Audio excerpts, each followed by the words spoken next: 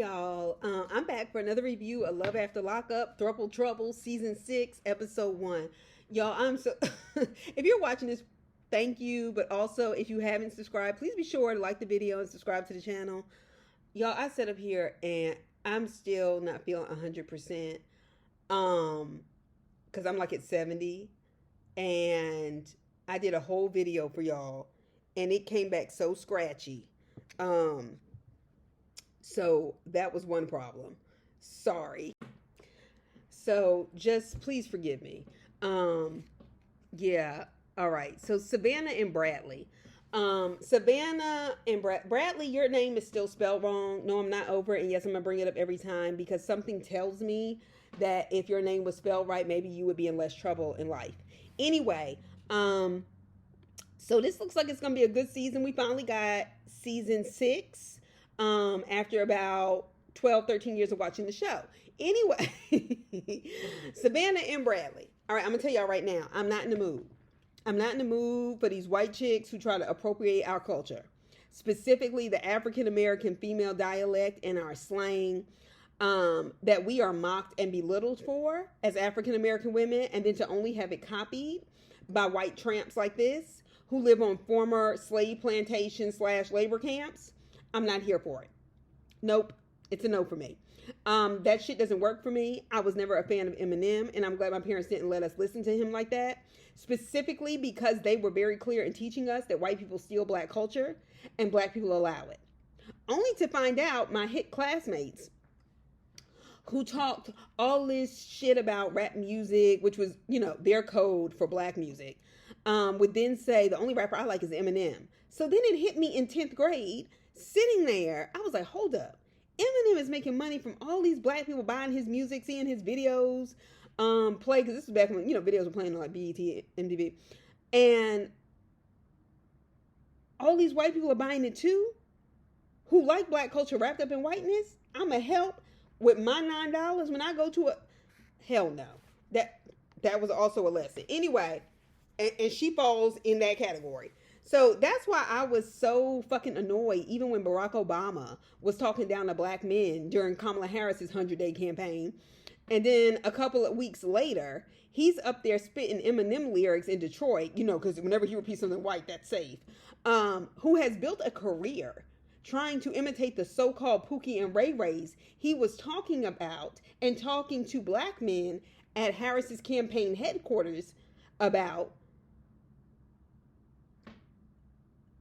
And Eminem, who's made a career trying to imitate them in so many ways, is the same person you're praising.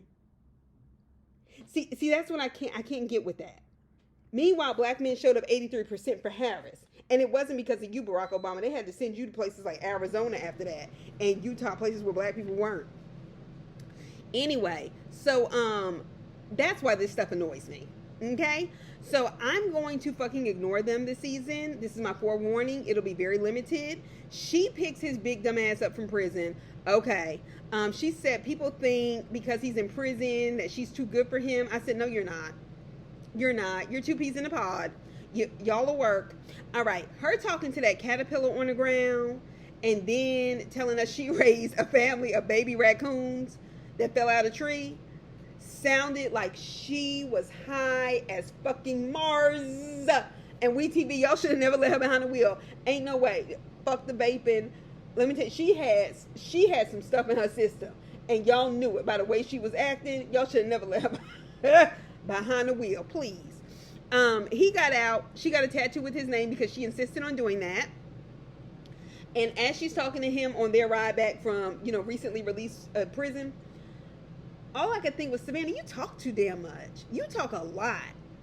I was like, shut up already. I'm the kind of person I can be introvert. I can talk a lot, you know, for, you know, a minute, particularly when it's about something I like, but I have to have like rest. And so somebody is just like one of those jabber, like when I tell you that irritates my soul. Like I have to actually physically try to like do this, especially if I'm like somewhere important, because I cannot take it. I can't. Anyway, so we get Ashley and Julius. Okay, problem number 1. She's 31 and he's 25. I'm sorry, I do not believe in dating men younger than me. Okay, all men show their ass, but young ones especially so. No, thank you. All right, 25 and 31 are eons, light years apart for men and women. And they are just in general in terms of your maturity. Problem number 2, already he's been in jail 6 years. He's only 25, which means he went in at 19, which means he has no idea about how to utilize his young freedom. It's the kind of thing like college, like going to college, and you have to learn how to organize and use your freedom and deal with the consequences of maybe misusing that freedom in that like 17 to 22 range. He hasn't even had those years of development. Even if you don't go to college, you still are learning what it is to be an adult, go to work and be dependent, on your money, that kind of thing. Problem number 3, she has 2 young children. And she's bringing in a man that she's been on and off with in jail into her home. No, ma'am. No. All right. They were on 7 seconds, and these were all the problems I picked up in just that time, which means you should know better, Ashley. Where is your maternal instinct? Anyway, she also looks like she could be his mom, doesn't she? At least her when she was in the house, and she had him like she may have had him at like 17 or 18, is now in her late 30s. When she said she was from Cincinnati, I said it all makes sense. Just like I can tell you about Detroit chicks, how they're always really, really beautiful. But they are some gold digging hustlers. The majority, the ones I knew, including my homegirl who would,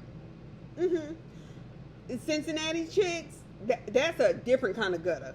That's all I got to say. Anyway, she was a stripper. Strippers and prisoners tend to have relationships. We know how that goes.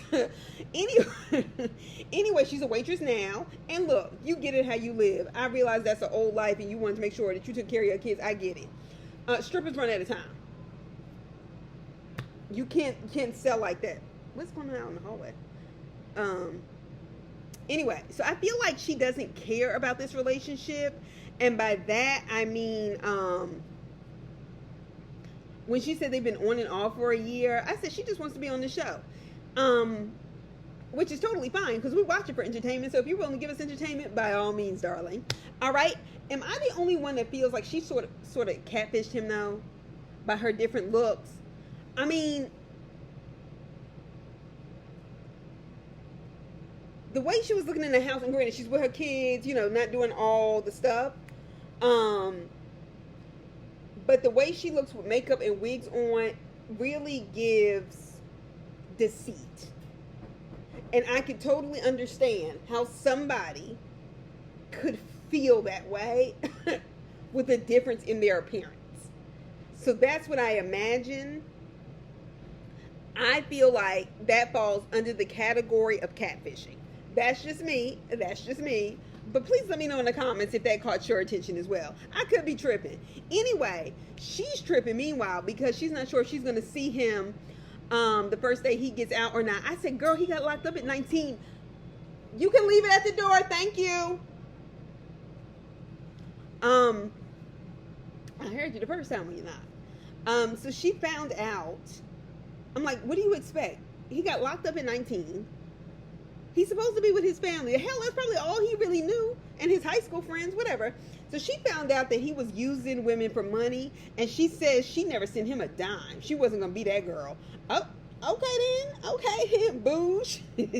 I'm not going to send a person no money. I'm just going to spend time on the phone with them. Running up my bill.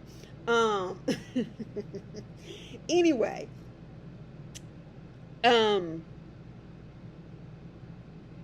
She was like, that's how she knows he really likes her. And I'm just like, bitch, he's bored. He's bored. Are you really this fucking dumb? And the answer is yes. Okay? So somebody who is willing to use other women and tell you about it is a fucked up person already.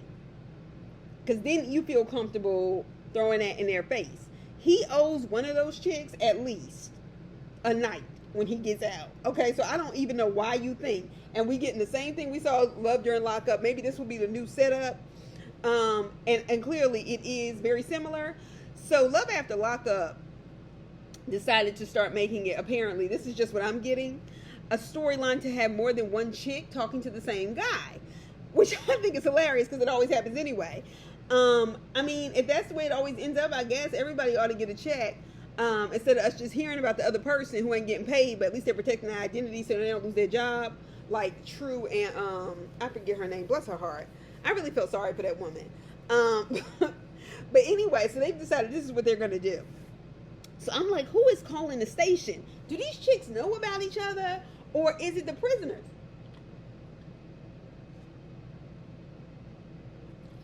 Because it really didn't seem like that girl last time knew about the other girl. But I'm like, are the prisoners calling the show though? Anyway, so we get Alexis and Julius as part of this love triangle that I'm sure is like a freaking octagon times 7. So she's going to pick up Julius. So she has to spend her gas money. She met him through his sister, which is her best friend. Baby girl, she's not your best friend. She's not your best friend. She is not your best friend. She would not have introduced you to her brother, who's a drug trafficker. And Alexis seems like a swell gal. She seems, certainly an upgrade, even as Julius pointed out, from Ashley. Anyway, he's paroled to his godmother's house, but he'll be living with her. And see, that's already a problem. Because I'm trying to figure out, baby, why you are already trying to scheme the parole system on the phone. Like, you're paroled there. First of all, him being paroled to his godmom's house actually sounds not believable either. But it just sounds like a bunch of bullshit.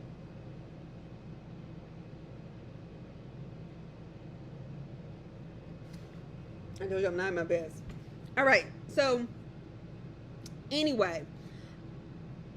So, Alexis seemed like a nice young lady until she was talking on the speakerphone with him in front of her client, who she was helping with her medication and stuff. That's unprofessional. It's hood. It's ghetto. I know she had her other friend over there helping her, but you talking on speakerphone in this woman's house. A shout out to Cincinnati, okay? That's what you can expect. So she's endured a miscarriage and had self-esteem issues because she was a heavier girl. And all I could think was, girl, I understand. I do. I've never had a miscarriage, but I know what it is to suffer with self-esteem issues, certainly because of your weight or your looks. But baby, he's not the answer to it. He's not. He can encourage you from jail because, well, his time is endless in there. I mean, like, he had plenty of time to be on the phone telling you that kind of stuff. So meanwhile, Alexis is going to go pick him up. And I saw Ashley putting rose petals on the bed. I think that's going to be a mess. This is going to all go left. And the person that's going to end up the most hurt is Alexis because she's sweet. All right. Brooke and JK. So Brooke is in Texas. Okay. Brooke has 2 sons. One was about 12. The other maybe 8, I think. I was looking at her and I was like, wow, she looks kind of young. Right. So she said she was really wild when she was young and all this other stuff. Only to tell us she calmed down when she was 18, when she had her first son. I said, bitch, you up here talking about your middle and high school years? Girl, bye. That does not count.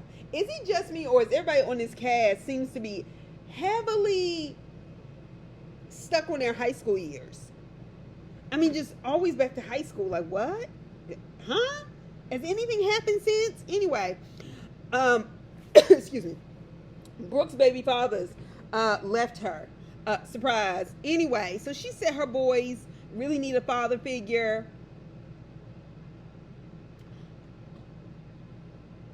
And that probably is true to some extent. But I don't think getting the guy who's just out of prison is the answer. Matter of fact, I know it's not. Matter of fact, I think you're a dummy for that. Matter of fact, you're up there with Ashley in poor decisions, okay? But we already know with this show, everybody makes poor decisions. Anyway, so she said she dated him for 3 years when they were in high school. They dated way back. And I'm just like, anyway, so Brooke's mama has sense, thank God. So she was like, y'all don't need a child. Good thing he doesn't have any. Yup. Because she was talking about having a new baby with him. I was like, girl, oh my gosh. Then he has his best friend named Bonnie. I'm going to be honest, her and Bonnie looked alike to me. Okay? Her mother was not playing with Brooke, and I'm here for it. But Bonnie, this best friend, they look an awful lot alike. They're living together in the same house after not liking each other, dealing with him. And so that to me is a real problem. And they had dated in high school, Bonnie and JK.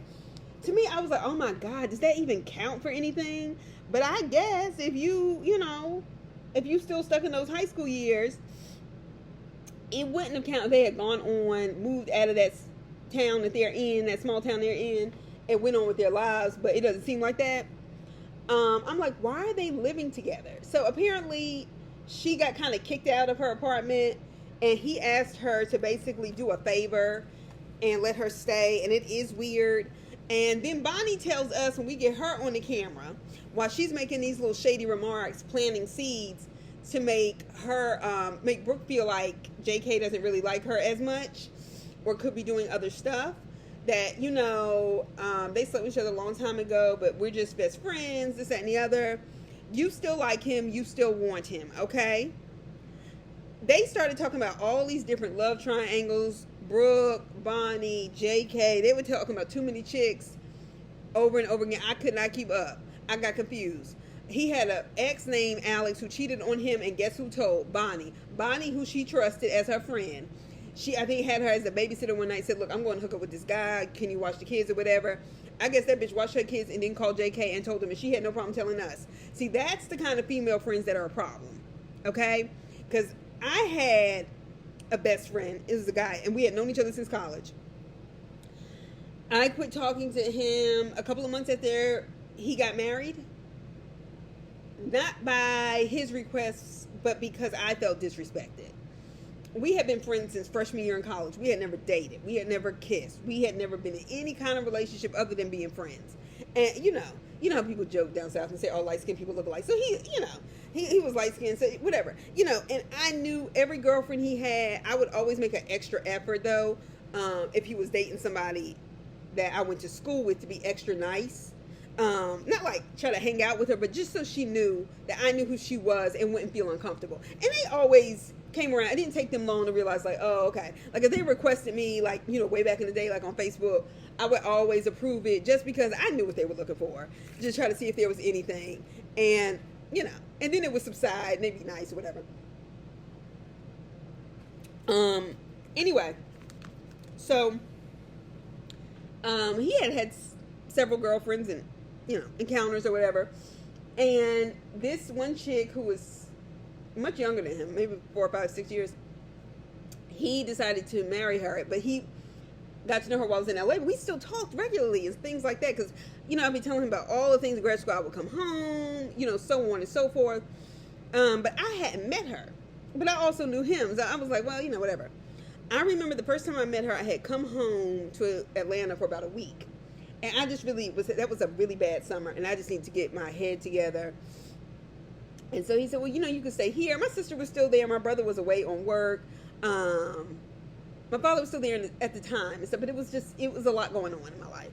And I said, okay, I'll just stay, And I remember she came to the apartment to meet me. And as soon as she walked in, I smiled, and the way she looked at me, I was like, oh no. I knew it then. I said, she's one of those. She was one of those. When she saw me, that was it. It was like, oh, hi. Yeah. No, he talks about you a lot. He said y'all were really close. And I said, oh, yeah, I've heard, about you. She did not like me. She did not. Long story short, I go to his wedding. They have more groomsmen than bridesmaids because apparently she doesn't have any friends. And one of his other close friends from college was in her wedding. And as he told me, well, it didn't start out that way. She was kind of treating her like she treated you, but she really worked to like be her friend. I said, no. I'm not kissing ass. I said, that's your job. Your job is to check her and make sure she doesn't think that. I've been out in LA. Old girl, because I don't want to say anybody's name. She actually lived in Atlanta. 2, the fact that she acts like that, this is a habit of hers. No, I will not be doing that. But anyway, she didn't have enough bridesmaids, and even then, and that was his friend in there, and they still didn't have enough. But anyway, I went because I felt like it was the right thing to do. even though I didn't like her or support his decision. But I didn't really make that abundantly clear to him because I didn't feel like that was appropriate. I didn't. I think people should marry who they want. But, you know, a couple of months into it, I noticed, I said, Jacoy, why are you always calling me in the car or when you're out or as soon as you get home, you have to go? And I was like, oh, heck. Ooh, I said his name. Anyway, forget about that. I remember, and I was like, oh, hell no. I'd be goddamn if you start treating me like I'm some kind of fucking side chick. We don't have that kind of relationship. We are friends talking. Never mind. And I did my part. Don't think I went to their wedding without a gift or nothing like that. I did everything I was supposed to do. But I was like, I'm not playing this game. I hung up. I cursed him out horribly via text. I'm not sorry for any of it. I'm sorry I lost my best friend, but I respected myself and honestly his marriage enough to realize this is his wife. I'm not going to compete for a space like that. That's his wife. And you chose Ursula the Sea Witch, and now you have her, but I'm not doing this. She doesn't like me, fine. But I'm not going to, you literally can't talk to, oh, no. Let me go ahead and make that decision now for you. Since yeah, because you're probably trying to cover up other stuff you're doing. But you know, if you can hide it behind me. No, it's just like, well, see, she doesn't like her, but she knows she exists. And, you know, anyway, I say that to say, I'm a different kind of friend. Okay, I don't sleep with people and then call them my friends. That's not how that works. Bonnie, you still like him. See, I'm a good friend. And then I get treated like trash. But this kind of chick, the Bonnies, the Destinies of the world, get to spend the night over that house to be hanging out with homegirls and then be trying to get with your man. I shouldn't do that to Destiny. She ain't got nothing to do with this. Anyway, long story about my life. Anyway, so Joey and Michael, was I the only one who was shocked when we saw that Joey and Michael were back on TV? Joey, you didn't need Michael, honey. I didn't even see y'all ever coming back. Michael is bad news. He really is for you. And everything that you need to know is there. So my problem is I saw how bad you were breaking down last time that the fact that I can actually remember that. Joey needs to worry about Joey, okay? He has not been comfortable being gay, whereas Michael has been honest with his sexuality for a longer part of his life and is therefore more comfortable with it. Michael's mom has a very nice house. I have to say that, and so does Joey's. I mean, hell, why would you move out? Michael's mom said, no, he can't come back home. She's been there, done that. That's a red flag. Because if your mama can't get through to you and your mama knows you better than anybody else, take the hint, move on. All right? The mothers are doing it this season for me because they are getting these people together. So Joey is talking to his dad about Michael's halfway house situation. The father is worried, and rightfully so, about Michael's influence on Joey that may have him relapse, because he did when he started messing around with Michael. Joey is worried about sexual chemistry now that they're sober, because they've only been sexually active when they were, hi. Okay. Michael, nobody is surprised you're not monogamous. That is not news. WeTV don't deliver that to us like that. We know you screwing guys in jail. We know you be screwing guys as soon as you get out. We know you got multiple people that's going to make it. His mama reset his phone. Ain't none of that stuff going to work. Anyway, Kiana and Deadric, I think that's the way you pronounce it. Him with them puffballs, I can't. Kiana, first things first. Whoever did your makeup in the confessional fucked it up. Okay? You had two tones on your face, top and bottom. And I can tell, or at least it appears around your mouth, that you have eczema. Which means what you would have needed was, which I'm sure you already know, eczema cream. And it's not because it was bad, but I could just tell, because I get eczema on my face. And then you needed the right kind of makeup. But WeTV, as we have seen with like the Braxton confessionals, do not do good makeup for anybody, but especially black women. So what I'm going to tell you is, girl, go get some Fenty concealer, because they will literally do the FaceTime images and they will get you right in terms of your color, everything. So the next time this happens, you ain't got to worry about it. You can do it yourself and just let them powder you when it comes to the lights. All right. And she was having a sale. I got the VIP early sale. I got my 2 kind of makeup palettes, the neutrals and the peach, $15 a piece. But the price of what would have been one. Thank you. Anyway, so that's just a little advice. Okay. But you shouldn't have been two-toned. I don't even know where they could have got makeup to make you do that. And I'm offended that they didn't do better. But I'm just telling you for yourself. All right. So she was not altered, Lord. She tells us she was sheltered growing up. Of course you were. Your parents were trying to protect you from the bullshit. A lot of people say, well, that's why you need to let your kids out and see things. I was like, yeah, sure. To take trips with their debate team, go to high school conferences around their interests, play sports, hang out with their friends. But simply letting your daughter date a lot does not mean that they learn lessons any quicker. Because I went to college with girls my freshman year that had lived. And they were still falling for the bullshit I saw right through. And I didn't really have no serious dating life in high school.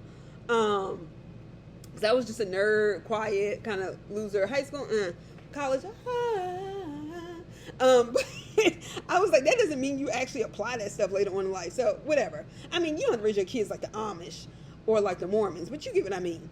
Anyway, so, anyway, you don't have good taste in men. Baby, you're 27, okay? And men are showing you how sorry they are these days. Your pickings are slim. Don't feel bad. So she goes to the salon where there's a woman who owns it. Her name is Courtney. And I don't know if Courtney is black or white or half black. I was curious because she was doing a twist. But her and Deadric, but she's a salon owner. Her and Deadric have been on and off for 10 years. I said on and off. And then she was like, well, we met in high school. I was like, and another one. Why do we have all these people going back to high school like that's some good part of life? I mean, I don't mean it like, oh, it was probably terrible. I just mean like, why are we so connected to this?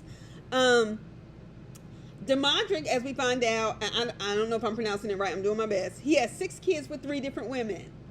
He's certainly a catch for a 27-year-old who has spent $20,000 on him. The fact that you had $20,000 to spend on him says to me that your training is in like hair or whatever. You went to school for a year and you've done all these hustles here, there, a little bit of everywhere to make money. $20,000 could have been a down payment on a house that would have appreciated in value. You certainly could have spent that $20,000 on anything else but a man who is behind bars. This is what your parents were trying to protect you from. These kind of stupid decisions. Anyway, so I guess during their off times, he was having, children. It was overlap. The people in the salon, her coworker said, he was funny. I don't remember his name, but he was funny. He was like, he about to be on house arrest. And she was like, yeah. And he said, Courtney, she ain't coming back to work.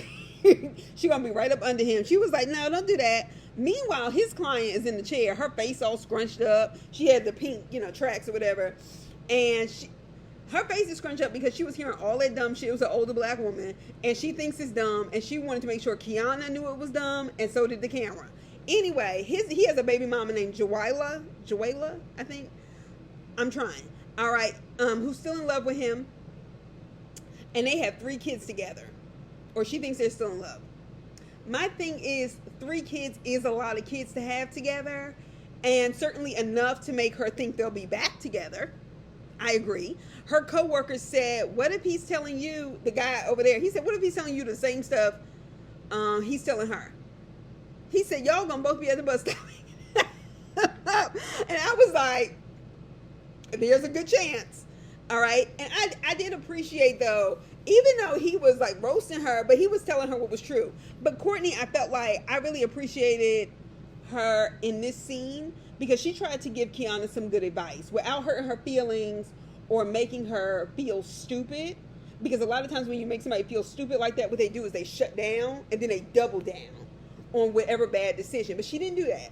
She started with, look, I've been there, done that. Okay, I'm just telling you, he's gonna choose a chick that buys him the most stuff, and it's not worth it. They telling you all the stuff, the jail talk, whatever.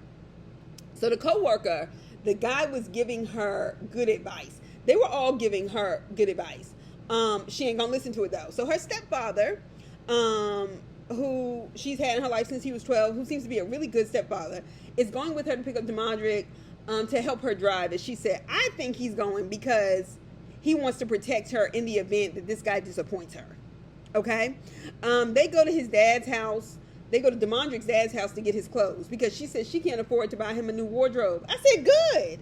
The fuck? Anyway, so Kiana and Beatrice or Beatrice. It seems like there's no A, so I guess Beatrice would be like wrong. And then she's black. I can see a Beatrice. So maybe we'll call her Beatrice until we know further. And it's spelled like Beatrice. Anyway, Kiana and Beatrice had a fight some years ago because she didn't want Beatrice to give his baby mama a ride somewhere. I said, girl, I was expecting this to be over something deep. I don't have time for that. Anyway, his sister is worried about him once he's out and how it's easier to talk all that stuff about being together when you in jail. She's right. As soon as Kiana leaves, as soon as that door closed, his sister got right on that phone with Joella to tell her that old girl had been there to pick up his stuff. Joella was like, okay, I already know this is going to turn out bad because I already got a ton of DMs about that man from other women. Joella, that's not the read you think. Okay, so 2 lessons here. 1, he's playing all of y'all. 2, maybe you should stop posting about him on social media and telling people how you miss him so much. Then these women wouldn't know how to contact you about him, fool. Anyway, act like somebody's mama. And yes, I am saying it because another thing we need to bring back. Because when I say that, I mean be an example of how to act to your children. Not fighting over a man, posting eggplants on social media for everybody in your neighborhood town to see and then bring up to your kids in public. So Kiana made it to Fort Worth. Kiana, baby girl, you could do a whole lot better. You're a very pretty girl. You seem to be a hard worker. You seem to have a lot going for yourself. You seem to have good friends in your life and a good family. His family was sitting at home, not doing a damn thing, and didn't go get him or go with you to get him. They're messed up. I can tell you that already. Run. Anyway, I'll talk to y'all soon. Those are my thoughts. Please be sure to leave your thoughts in the comments, and I'll talk to y'all soon enough.